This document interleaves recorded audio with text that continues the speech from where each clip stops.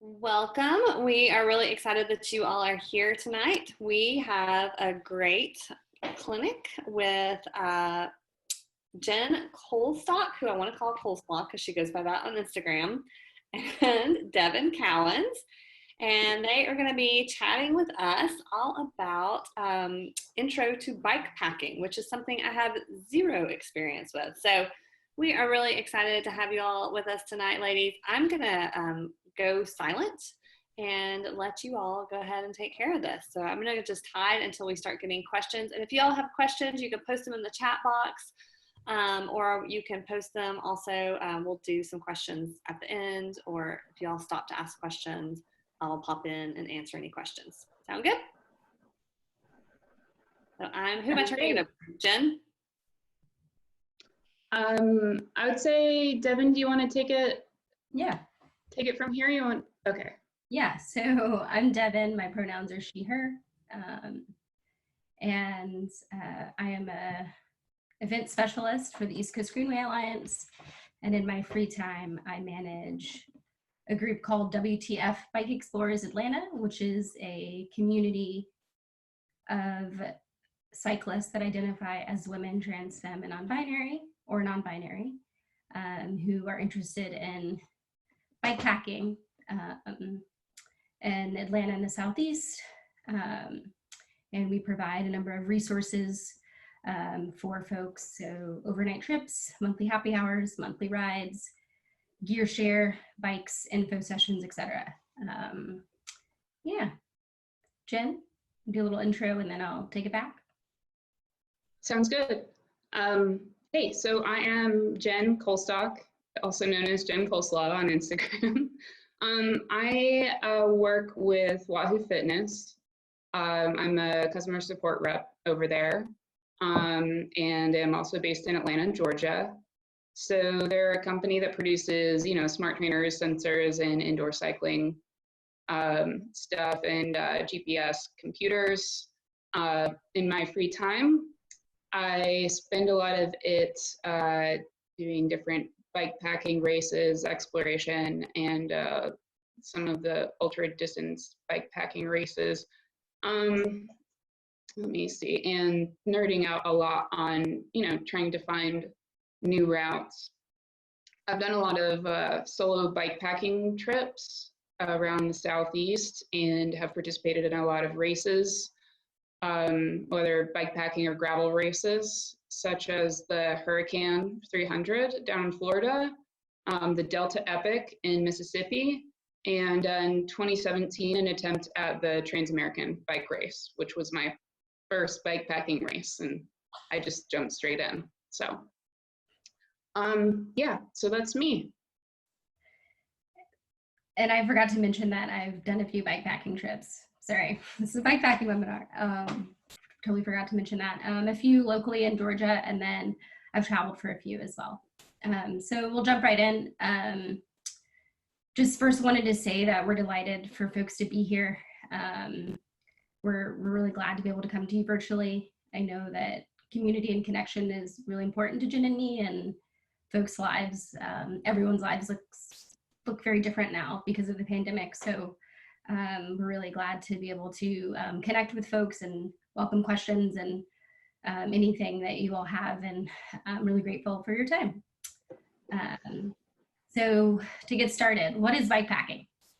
So the gist of bike packing is a combination of minimalist camping and biking, ranging from overnight to longer trips where everything you need is contained on your bike. I think a common misconception with bike packing is that it requires a ton of money, the perfect bike, custom bags, ultralight camping gear. And while it's important to invest in quality gear, it's not essential to get started. I think it's important to just start with what you have. You can have a bike and a backpack. So going short distances, I think, 20 to 50 miles on a weekend close to home is the perfect way to get started. And there's no wrong way to bike pack. I think it's important to acknowledge that the bike packing industry has gotten really sexy over the past couple of years. And so it's really easy to get caught up in all the details around bikepacking, and making sure you have everything dialed in and it's perfect, and it's just not necessary. So general PSA, if you are in Atlanta and you identify as women, trans, femme, or non-binary, or in the Southeast, we have a number of resources, as I mentioned before, and would love to connect and engage with folks who are interested in trying stuff out, or who also just want to build community and ride with folks who aren't cis men. So feel free to connect with us on Instagram, WTF Bike Explorers ATL. Jen is Jen Coleslaw, and I'm Dev Rocks on Instagram. So just a PSA for folks. So where to start? I think it's important to start with how many miles you want to go and how many days. I said 20 to 50 miles on a weekend is a great way to start. It's important to take it easy, keep it fun. From there, I think picking a route is essential, and figuring out where you're going to pack and some tips to get you off the ground. Jen is going to go into some details on packing and routes, and we'll close out with if you know before you go stuff and take your questions. So Jen? All right. Yeah. So let's see. I guess the first thing I'm going to go over is the route aspect of things. I think that, you know, just like bikepacking bikes and other gear, bags, everything like that, you can invest in some really high level equipment, or you can use what you have. I've definitely started as a run what you brung kind of person. There's, I mean, we all carry around these really amazing supercomputers with us wherever we go. So smartphones all have built-in GPS navigation abilities at this point. And there's a number of apps out there that you can use. There's paper maps, but I think at this point, all of us are more familiar with having guided navigation than your basic cartography and self-navigation by paper maps. So, I mean, there's everything from Google Maps to Ride with GPS, Komoot. There's a bunch of phone apps out there that you can use where you can either navigate on a planned route or plan one sort of spur of the moment. So as Devin mentioned, it's sort of like, you know, you can really go bikepacking from nearly anywhere. You don't have to plan the most epic trip. It doesn't have to be weeks on end. You don't have to quit your job to do it.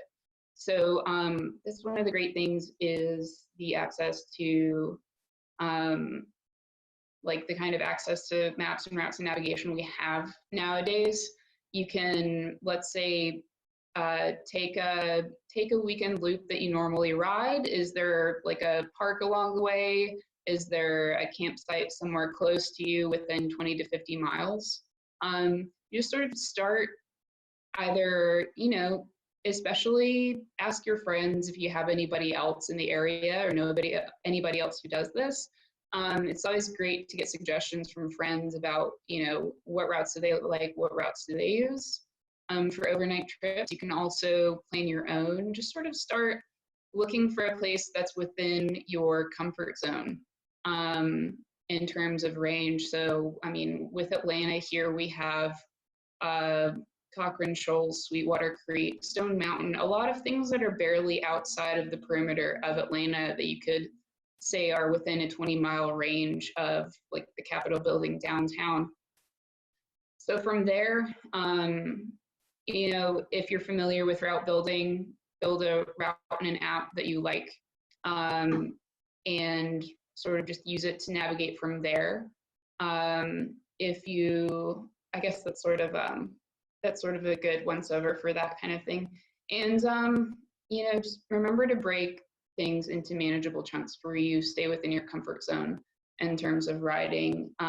You're going to be riding, and if you're not used to riding loaded, then you're going to be carrying a lot of weight that you're not used to. So keep that in mind when you're planning mileage for yourself. So also I will mention, I mean, I do work for one of the companies that produces cycling specific GPS navigation computers. There's other companies out there as well. it's really like an amazing new world in terms of like how easy it is to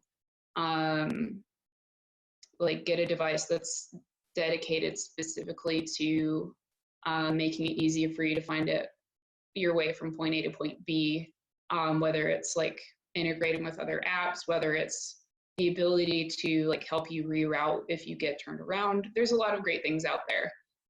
This isn't sponsored, just figured that I'd mention that because I'm also just a huge product nerd at this point. So routes.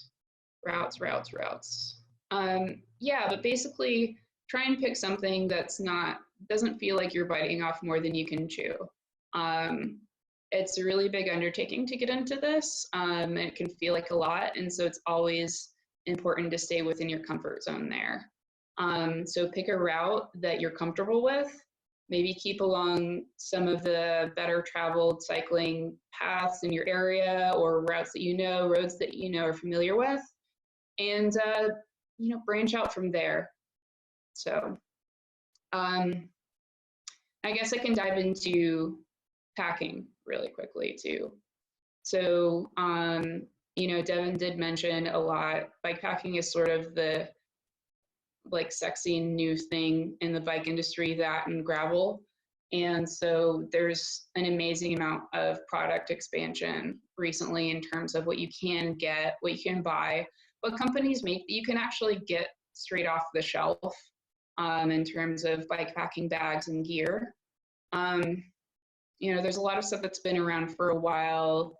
Everybody has a little seat bag just to carry your repair kit around in, but there's a lot of larger ones out there. There's frame bags, feed bags, everything like that. And if you'd like, I can actually, I've got a couple of bikes here, and I can pull one up sort of in front of the camera and go over that if y'all are interested. I think that's a great idea. And while you're pulling the bike, there was a question that came in that I think kind of relates to some of the stuff we were already talking about. So Patricia asked, do you bring a phone charger? Do you have any recommendations for a slim and powerful charger? And then what about maps? Do you use offline maps, and what kind of apps? Like, so if you're offline to conserve energy. Okay, so I will say that I do have I will carry a couple of cache batteries if I'm doing like a ride on a certain bike. Basically anything that will hold a few, like think of it as like anything that holds about 2 to 3 cell phone charges. Most of the time around here, I'm not hitting any route that's rural enough where I couldn't eventually end up at a campsite or a gas station, where I can then plug that battery into an outlet somewhere and top off. But it's always nice to have just in case. I will say, most navigation apps are going to be really intensive in terms of it is going to draw a lot of charge, and it is going to require sort of having a cache battery like that to top things off. You can get them at any outdoor equipment, like you can get them off of Amazon, anything like that. There's a lot of brands. REI stocks them if you want to be able to go somewhere in person and buy one. And I would just say something that holds 2 to 3 phone charges. And you should be pretty good with that, depending on whether you're also using your phone for other things such as like music or anything like that, a lot of communication, or any other kind of tracking. So I usually do have the routes that I am riding saved to my phone. I use Ride with GPS a lot because it integrates with Wahoo's product very well. You can very easily just like effectively drag and drop routes. So since I have the phone already, or I have the app already installed on my phone, I make sure to download those routes so I have them saved to my phone as well. So if I'm somewhere outside of cell signal and for some reason my computer dies and I don't have a way to recharge it, if it has any kind of hardware failure, you know, the odd chance that would happen, then I have a backup there that I can use. So I do keep offline maps saved to my phone. And I actually did, when I was doing the Trans-American in 2017, I didn't own a bike computer at all. I didn't own one until 2018. I had everything, all of the solo touring and my first race attempts. I just did that with my phone. It's still the same phone. I don't know why it's not dead yet, but yeah, I just saved everything to ride with GPS and used the offline navigation mode. And it worked great. I did have for like cross country trip, I did have like a dynamo hub on that bike. So I was able to sort of top off the battery a lot on my phone, but otherwise, it wasn't nearly, having that offline route saved is a lot less battery intensive, so.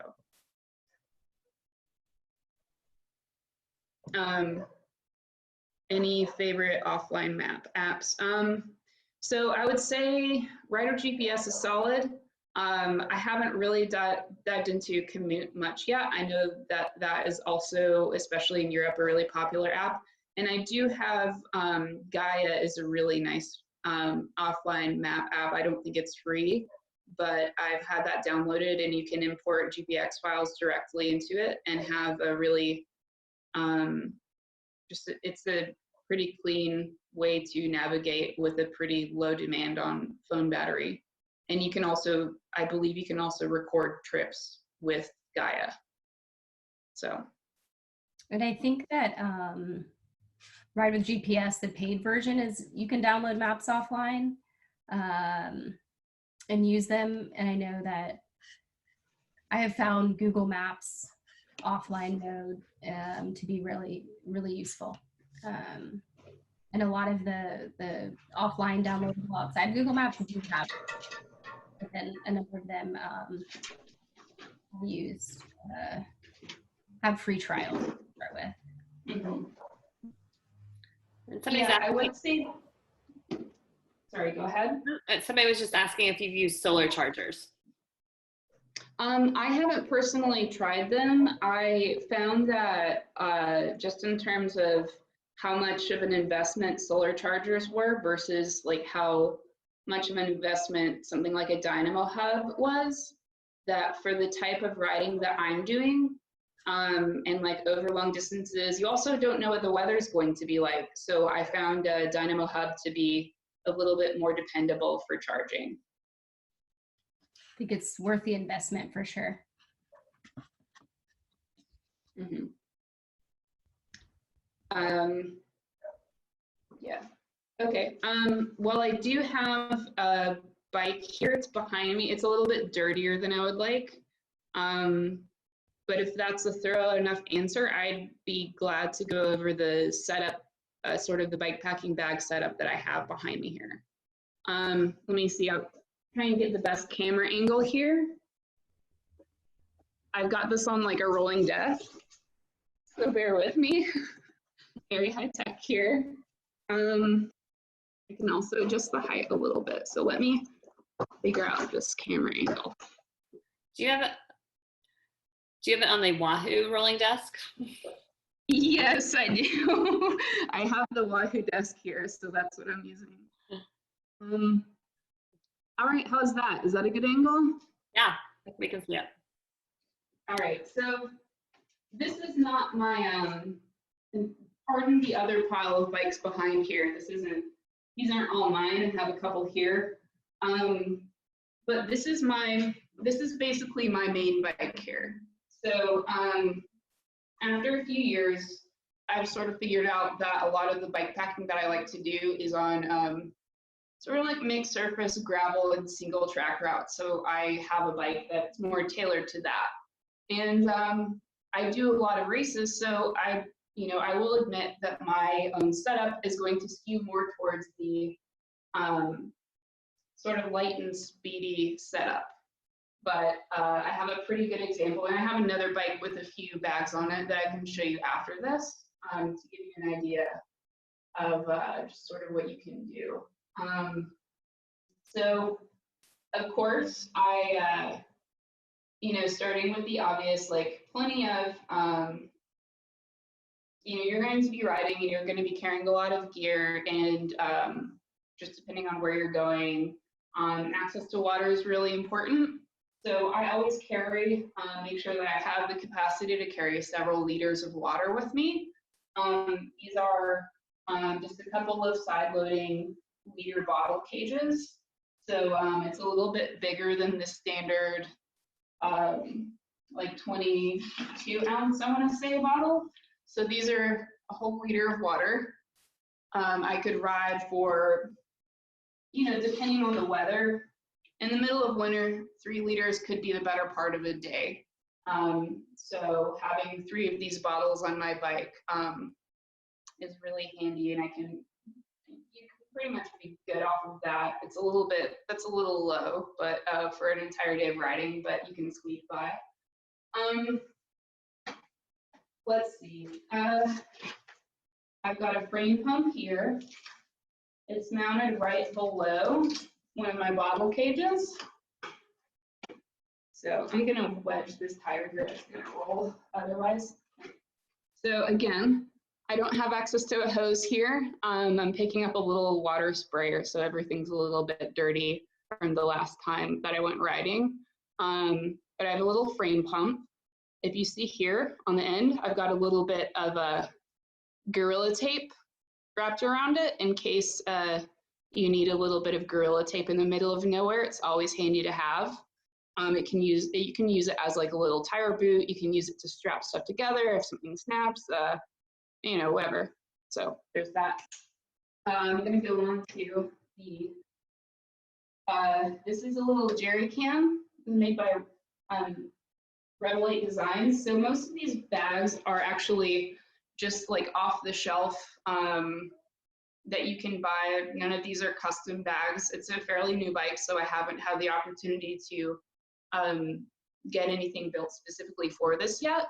So all of these are available. One of them is from a local bag maker, but the rest are available just online or through your local bike shop. So this is a little jerry can. I use this for all of my repair kit. So in here, it's easy access to like any of the tools that I would need in case of emergency, and just like your basic core repair kit. So I've got a multi-tool here. Easy to get to, the first thing you want to reach in and be able to find. I've got a spare tube. This is actually one of those fancy Tubeless tubes that takes up hardly any space at all. And I've got this bag here. This is my spindle bag. A little shout out there to those guys. And inside of here, I have all of my repair kit.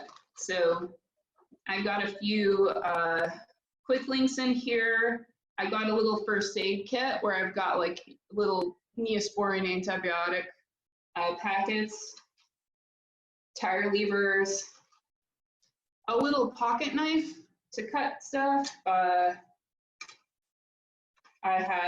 There's a handful of zip ties in here, and then a little bag of goodies. So in here I've got like a valve core for a tire. I've got, I'm running a tubeless setup, so I've got those little strips of bacon that you need for a tubeless setup in case you get a cut on your tire and you need to just shove something in there to keep the sealant from leaking out.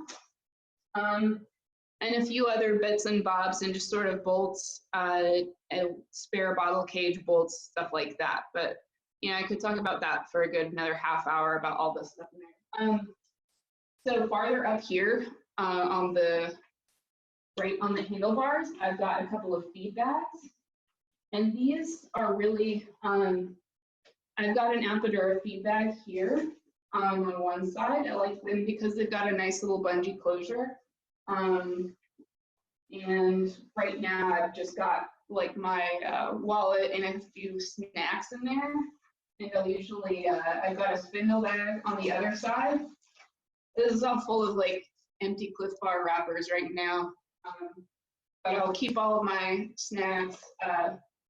I've got an extra little USB charger cord there. It's basically like little catch-all bags. If you had, you know, it's like the cup holder in your car where it just ends up getting filled with a bunch of random stuff that you forget about eventually, but you really might need in a pinch.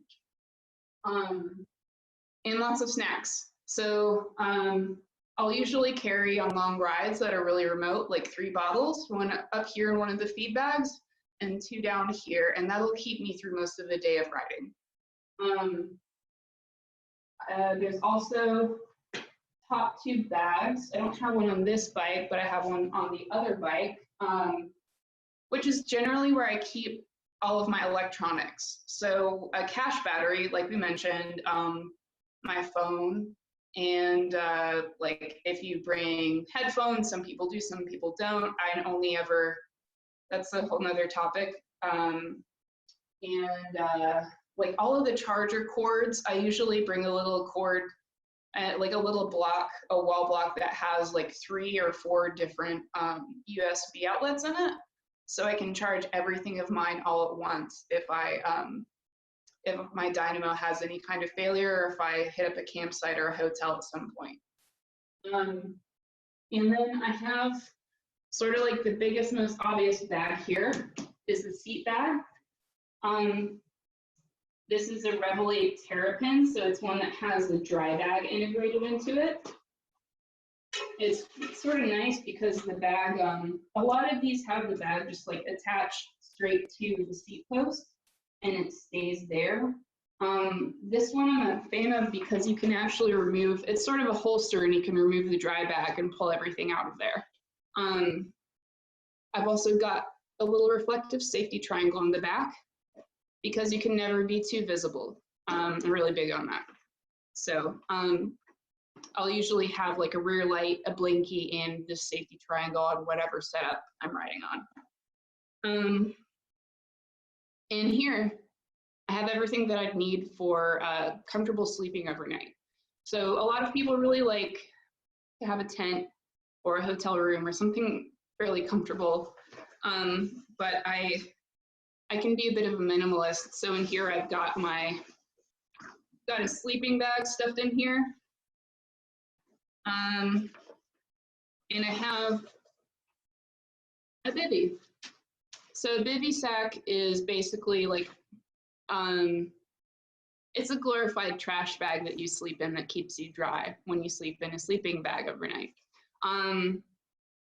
They're really nice and lightweight depending on the one that you get. And this one has a nice zip closure across the face. So you basically crawl into your sleeping bag. Your sleeping bag is inside this little bitty sack. And in case it gets like rainy or cold or anything overnight, it's another layer of protection and insulation from the elements. And so I just zip it up and fall asleep on the ground. So that's sort of my more minimal setup here. There's a few other options. I'm gonna roll another bike over really quickly and show you just a couple of other bags that I don't have equipped on this bike behind me.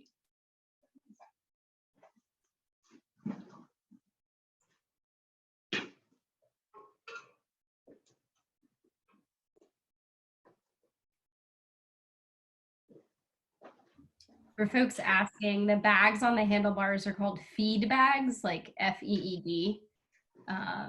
So I think that's just because you could grab snacks out of them, but yeah, they're called feed bags and pretty standard bike packing bag. A lot of folks make them.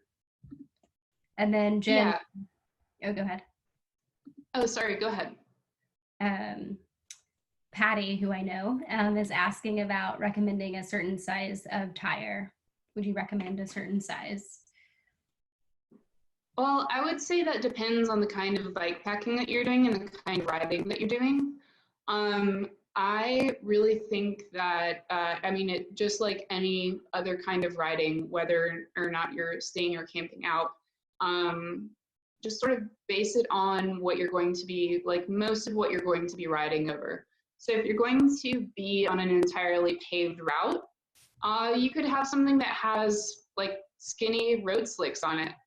If you're going to ride something that is mostly gravel, I would say a higher volume tire is going to be a lot more comfortable, especially with the amount that you're carrying with you. You can run a little bit lower pressure with larger volume tires, and that'll provide you with a little bit more comfort. So like this is my cross jack, you know, Surly's all around solid, just sort of light tour, beater, whatever have you, build it up a million different ways bike. And I've got maybe like 33C file treads, and I've used this as a commuter. I've used this as a million different things, and right now I've got fairly skinny file treads on it, and I've taken it on like multiple camping trips. So it's really a personal preference, and it's also based on like what kind of roads, what kind of paths or trails you're going to be riding. So the bike that I had in front of me behind me a second ago is a bit more geared towards single track and unpaved surfaces. So it's really, it's got 29 by 2.35s on it currently, and they're fairly knobby. So that's something that, you know, I wouldn't really want to choose if I was doing a mostly paved route, because it's going to make me do a lot more work than I need to. Like I rode this on a camp out with the Spindle recently, and this was great because 95% of it was paved. There was a little bit of off-road in certain parts where we sort of explored around the campsite that we were camping at, and it did really great. Just basically like something that was a little bit more than a normal volume road tire. So just base it on the kind of riding you're doing. So yeah, and again, this kind of thing is like, this bike here is set up a little bit more like a fast and quick, like mostly paved overnighter right now. So I had a couple, I still have a couple of feed bags up here. I've got a top tube bag that I threw my phone and a battery in. Since this bike is not equipped with the Dynamo hub, I needed some source of power, so I had that. I've got a little half frame bag here to throw a bunch of odds and ends in. Room for a liter bottle here on the seat tube. And I have a harness in the front. So I have most of my camping, like sleeping gear in the back of my other bike. This one, I have a harness set up. Get a little bit closer here. So this is basically a sling equipped to the front of the bike. And what it does is it lets you just stuff a dry bag full of gear. So right now I just have like a puffy jacket.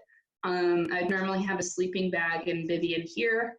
And it's just another way to carry a bunch of stuff on the front of your bike. It has some nice spacers here, so you can still grab and use the front of your handlebars here, even if you have drop handlebars. So this is just another way to strap a bunch of stuff to the front of your bike. And just sort of release it by flipping or unflipping. And there you go. So that's sort of an overview of a lot of the types of bags that you can get that people think of when you hear them say like bike packing bags and bike packing gear. All of these are pretty much like off the shelf or stock bags.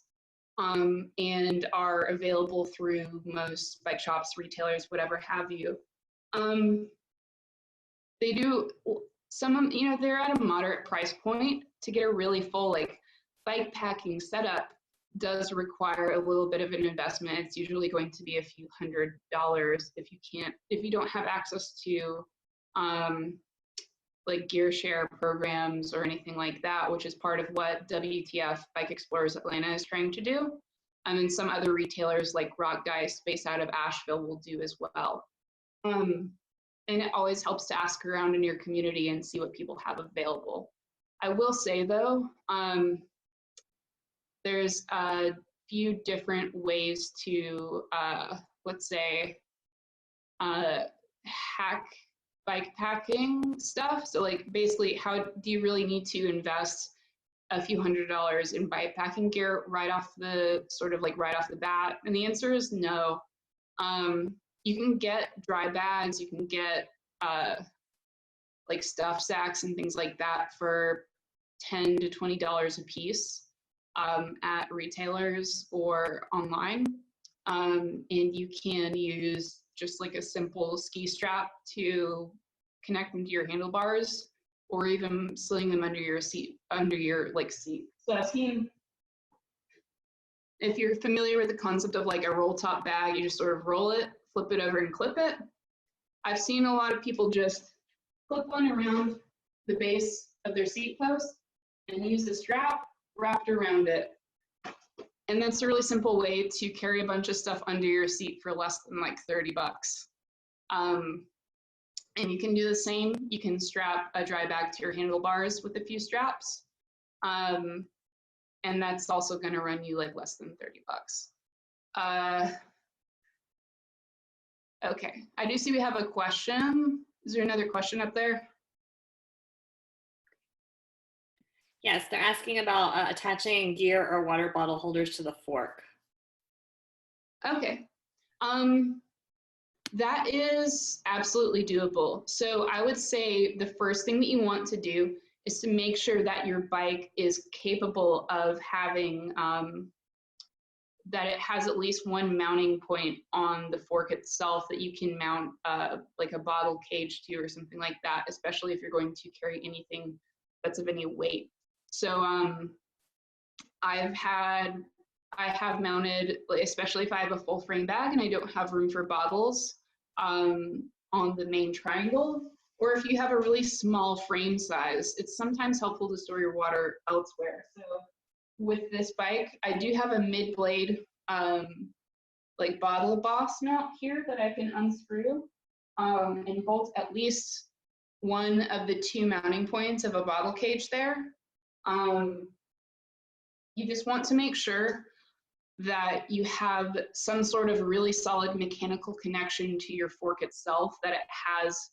A lot of more recent bikes do have like mid-blade bottle mounts, or like the triple bottle mount incorporated into the fork itself. A lot of bikes that are like more adventure geared, so a lot of Salsa's bikes, including like the entry level, like the Journeyman, have the triple bottle boss on the fork. You just want to make sure that you have a really solid mechanical connection there.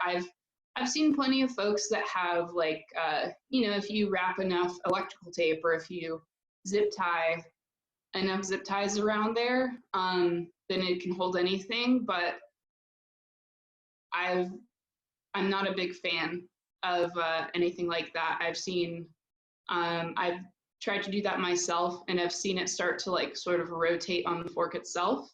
And I don't want to do anything that might cause an accident while I'm out riding, especially if I'm riding solo.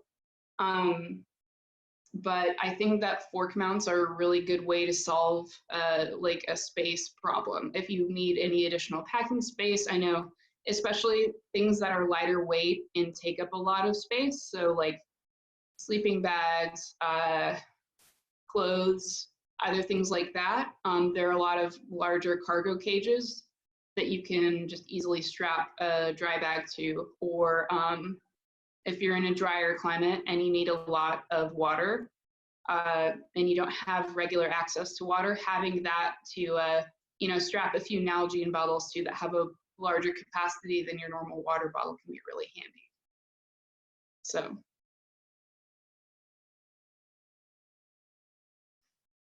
that's my long answer. Awesome. I think that's all the questions related to that. Okay. Yeah, so I think I've sort of, that's really my run of all of the bike packing kind of gear. Okay, I see we have another question coming through. Do you ever use a rack in the back and saddlebags back there, or is it more important to distribute the weight? So I think that's like I think that really comes down to like a personal preference. Oh, I'm squatting here. I'm gonna raise this back to like a normal human height. I would say that rack and saddlebags are perfect. Like if that's your preferred setup, then that's great. I like having weight more distributed when I'm doing riding that requires a lot of handling skills. So if I'm riding more on single track or something like that, I like to have it more distributed than centralized in the back of the bike to be able to handle more nimbly and to not sort of slide out sometimes. But in terms of mostly road or gravel bike packing, that's absolutely okay. And I think that especially when you run into things like smaller frame sizes, that can be a really, really wonderful use of space. Yeah, and just as like a shorter person who has a smaller frame and who's tried to distribute weight, I think that saddlebags are a great way to carry gear when you don't have a lot of clearance. I know like Jen's seat bag is one that is too big for my bike. And so I've had to do a lot of, you know, research and trying different stuff out to see what works. Because I just can't carry as much stuff on the front, and my frame bags are always inevitably smaller. So I think that saddlebags are a great way if you're not doing any like intense racing, essentially.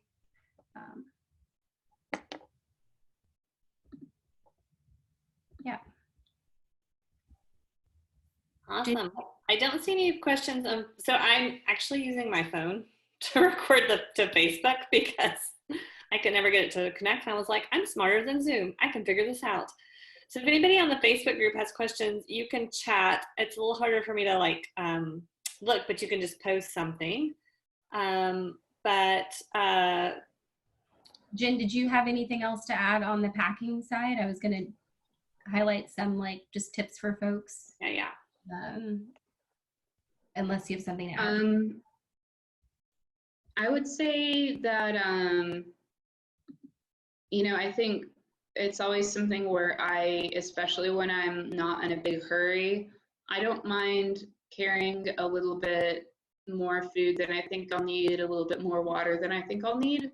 But I guess I went over all of the gear and everything that's required to, like all of the bags, the bike stuff, everything like that. But really, I think it's in terms of an approach and how you think about packing, how you think about what you need to get.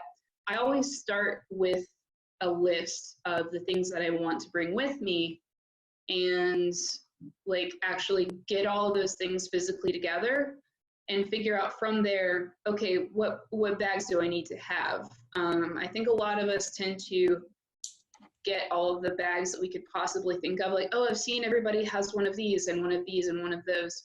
And you have a lot of bags strapped to your bike and you feel the need to fill them. And so you might end up bringing a little bit more than you need or something like that. I always like to work sort of reverse from that, where I lay out everything so that I can see everything that I actually want to bring with me, and then move from there and decide on like what actual gear I might need to hold it on my bike, to keep it on my bike from that. So that's really the only thing I have to add about the gear side of things. Cool. We did have one more question that popped up on Facebook, that are you convinced that tubeless is the way to go? This is the eternal debate, right? I would say that road tubeless isn't necessary. That at that point you can carry a couple of spare tubes. I think that with bike packing, especially like more off-road or mixed surface things, tubeless is incredibly valuable, especially when you're carrying as much as you do. Being able to run lower pressures and not worry about stuff like that is really great. I've had a few times where, I've cut a tire, where I've run over like the hurricane this year, I ran over a nail that was about this long, and I stopped and saw that there was like 3 inches of a nail poking out of my tire. I pulled it out and the sealant immediately sealed, and I kept rolling on. I didn't have to do anything to it. And then 2 miles later, I ran over a giant piece of glass.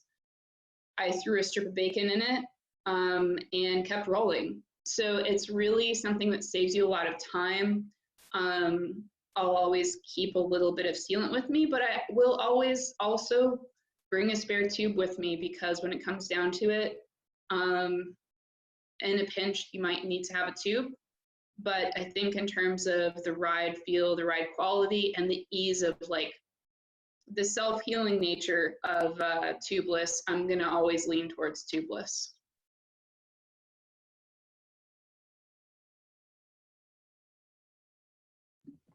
Awesome. Well, Devin, I think we're on to you. All of your tips. No more questions over here. I think the last one, flat or clipless. I ride clipless usually. Jen, what do you ride? I tend to ride clipless as well. I think that's largely because I'm used to it and I really like it. And I think that's another one that depends a lot on personal preference, and sort of what the nature of the trip you're taking is. When you're in a hurry and there might not be too much demanding of like hike a bike, of having to push your bike up something steep or extended climbs, then clipless pedals are great. If you're more comfortable riding flat pedals, if it allows you to ride longer hours, which a lot of people find, you know, maybe if you can shift the weight around on your feet here and there, it'll keep you from developing hot spots or knee strain or leg strain. A lot of people really prefer them for riding. It's not personally my go-to. I think in a few cases with routes where you would have a lot of like hike a bike, like actually pushing the bike or lifting it, or something where you get really chunky and everything like that, and you might have to haul your bike around, I might lean towards flat pedals because it makes it a lot easier to hop on and off the bike in that case. So. Yeah, so I would echo that I ride clipless because I'm used to it, but muddy and hike a bike on clipless is much harder.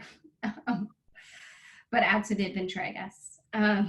So just to close it out, I wanted to just highlight a few things as you're planning trips that are important to keep in mind. So knowing your bike and how to fix a flat. I think this sounds obvious, but it's something that a lot of people haven't done.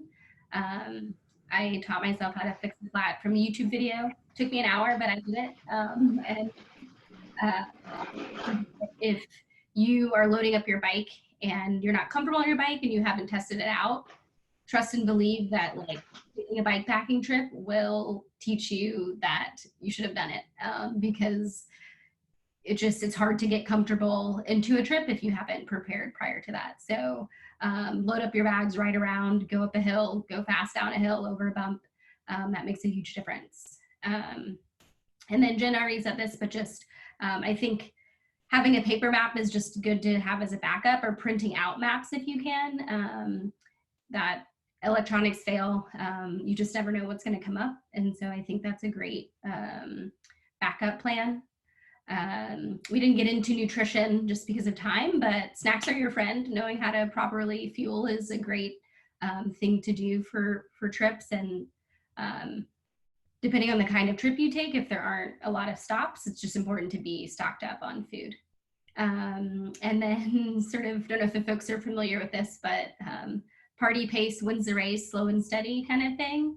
I know for the trips that I do, it's just, I'm always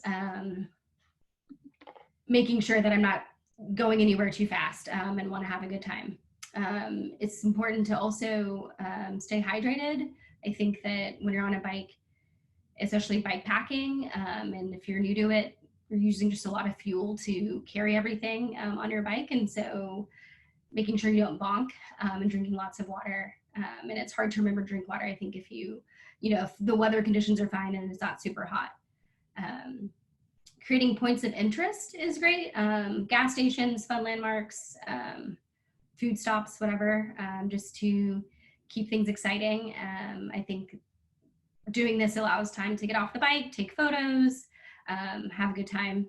I also always bring a journal to record thoughts and notes from my trips. I recently read a journal that I had when I was in Cuba, and I didn't remember a lot of what happened because it was just a lot of stuff happening all at once. And so I was really grateful to have that resource to look back on.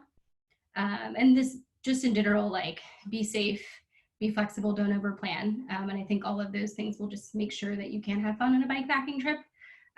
It's one of my favorite things to do. And I can't wait until we can do this again and be outside.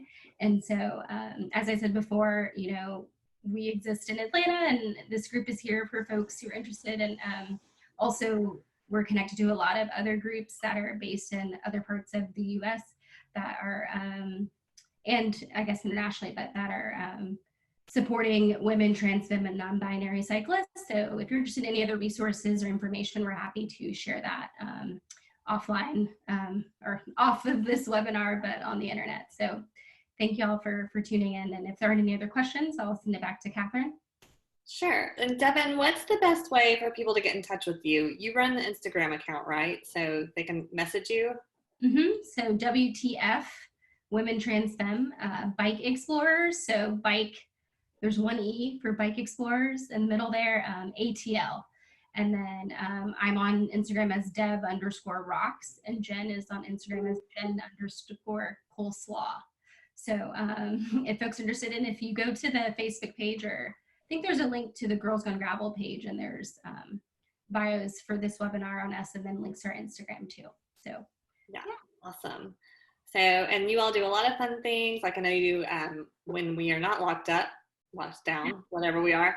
You do some happy hours and just a lot of community things. And one of the things I've been following you that I appreciate is you do a lot of things. If this seems overwhelming, like you've done a lot of things that are like, we're going to do a camp out to Stone Mountain, which if you're not from Atlanta, it's just like we're riding not that far. I think you have a truck, maybe come and bring the supplies. So you do a lot of things to help people kind of ease into it if it seems a little overwhelming at first, right? Yeah, I think the focus for us is access. So that comes in many forms. So I say beginner friendly because we want to attract folks who are new to it, because there's so many barriers in the cycling industry generally and within the bikepacking community. And so we really exist to eliminate those barriers and allow for folks who are interested to come in with nothing, who just have the curiosity. And so we can really meet you where you are. Of course, we have other folks in our group like Jen who are very experienced. And so Jen and other folks will come on trips and kind of be resources too. So we really are trying to make sure that we have an opportunity for people to engage wherever they want. And so sometimes we'll drive to a campsite and then do a bike trip around there. Other times we'll bike from the city. And you know, once we can all go back to normal, we'll be doing a lot more trips and then having a lot more programming, education, and monthly rides as well. So be on the lookout for that. But yeah, we absolutely, you know, want to attract the new person because we have a lot of resources that folks are able to tap into. Awesome. Well, thank you all so much for your time tonight. I'm finishing up the Facebook group. We are going to have Lael Wilcox on our podcast, not this coming week, but next week. So if you want to hear more about bike packing adventures and bike exploration adventures, you can listen. We have a Girls Gone Gravel podcast. And then we're going to do some more webinars. So I think that we have arranged for next week kind of some technical skills from a pro mountain bike cyclist. She's going to give us all the tips on how to like ride downhill and manage all those things. So if you're nervous about that, but I really appreciate Jen and Devin, your time. And I learned a ton. And I already told Devin, like the only place I want to really backpack to is hotel to hotel, because I would not sleep in the little plastic bag, Jen. But that's I would have in my 20s. Jen is a minimalist. So yes. I have a full sleeping bag that I bring and a tent. But I love the idea of adventure. I think we're all looking for some adventure. So thank you everybody so much for joining us tonight. We really appreciate you being here, and we really appreciate you all for generously sharing. And I will have a video link that I'll send to everybody and put in the Facebook group if anybody couldn't watch it as I hold my iPhone up. Thank you all so much. Yeah, thank you. Thanks for having us. Yeah. Appreciate it. Bye. All right, bye.